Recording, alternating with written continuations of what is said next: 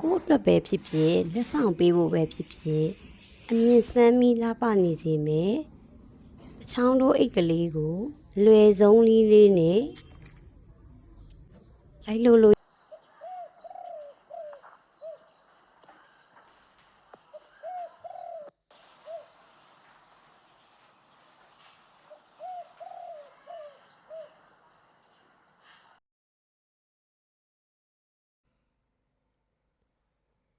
အထက်အောက်ကိုလိုချင်တဲ့အကွာဝင်ချိန်ပြီးသွားပြီဆိုရင်ဒီထိတ်ကလေးကနေစပြီးခိုင်ခိုင်လေးချုပ်ပါမယ်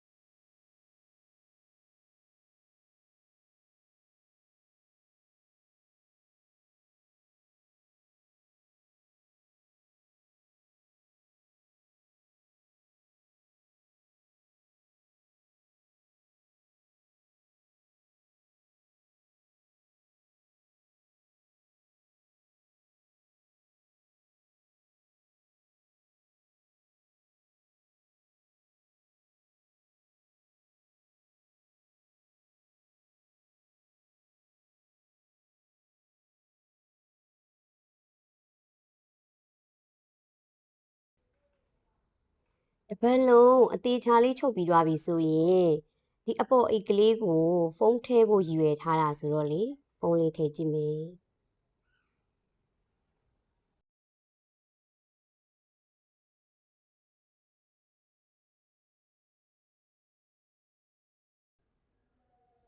ဒီအပေါ်ဘေးအိတ်ကလေးကိုအဖုံးလေးဖုံးမယ်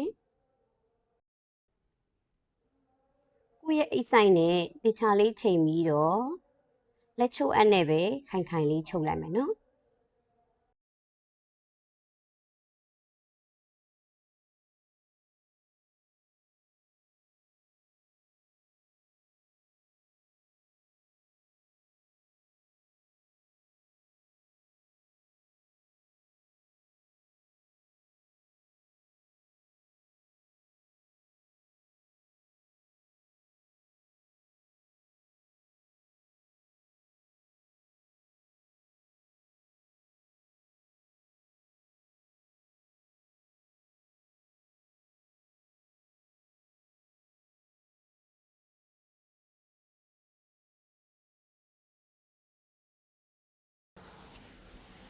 ဒါကပတ်စံအိတ်ရဲ့ဘေးနှစ်ဖက်ကိုတက်ဖို့အတွက်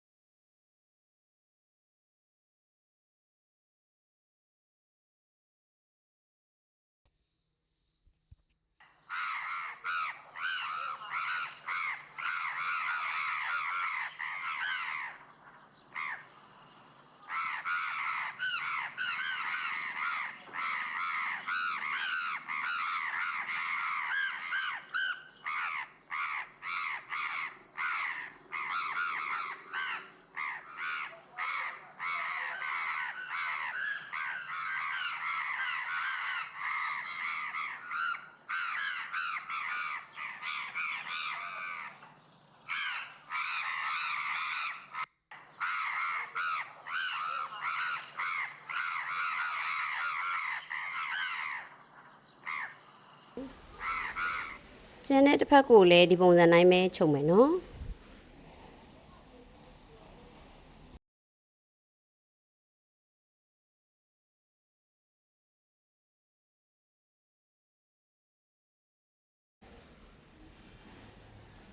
ဒါကတော့ handmade ဆိုတဲ့ဒီဇိတ်ကလေးကိုလက်ချုပ်အပ်လေးနဲ့ပဲချုပ်လိုက်တာ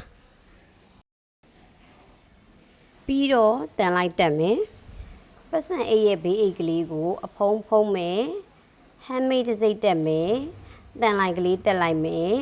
အဲ့တော့လက်ကင်အိတ်ကလေးကပြေဆုံးသွားလှပသွားပြီပေါ့နော်ပတ်စံအိတ်ဇစ်မတက်တဲ့ညီမလေးတွေကိုစစ်တက်နေလေးပြပေးမယ်နော်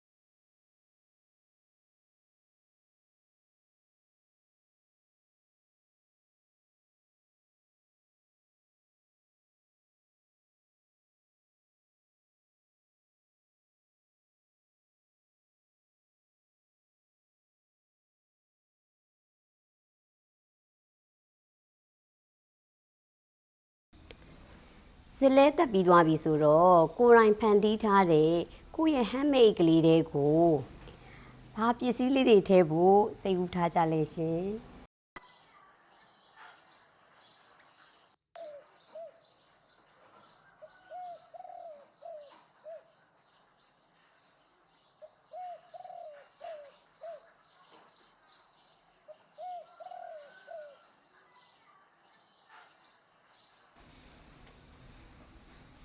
ဒီဘက်ကကြည့်တော့လဲလာရနော်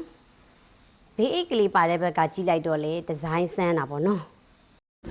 အခုပြီးသွားတဲ့ပတ်စံအိတ်ကလေးကိုဒီတိုင်းကင်ချင်လဲကင်မကင်ချင်ဘူးဂိုင်းတက်ချင်တယ်ဆိုလဲဂိုင်းတက်ကြရအောင်နော်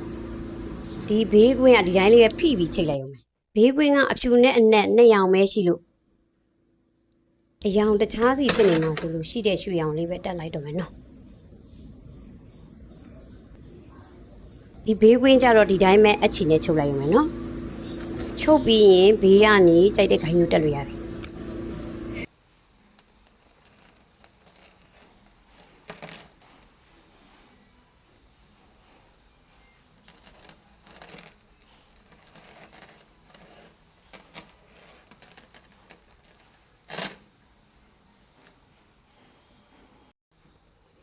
ဒါကဘေးလွယ်လို့ရတဲ့ဂိုင်းကျိုးတစ်မျိုး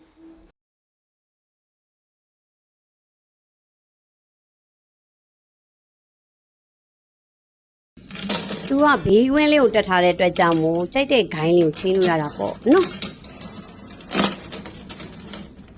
ပလဲဂိုင်းလေးပြောင်းကြည့်ဒါကတော့ရှိတဲ့ဂိုင်းလေးတွေကိုနမူနာတက်ပြနော်ကိုကြိုက်တဲ့ဂိုင်းကိုတက်လို့ရတယ်